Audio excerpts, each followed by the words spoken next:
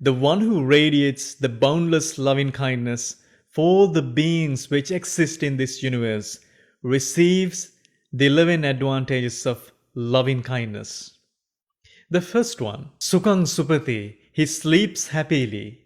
Sukhang Patibujjati, he wakes up happily. Napapakang Supinang Passati, he has no bad dreams. Manussanang Piyohoti, he is dear to human beings. Amanussanang Piyohoti, not only human beings, but also non-human beings as well.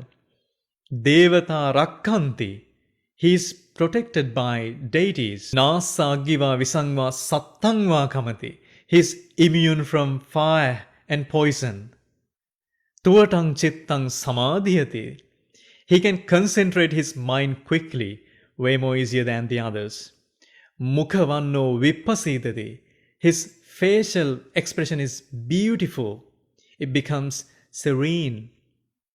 Asammulho Kalang Karoti, he dies without a confusion mind.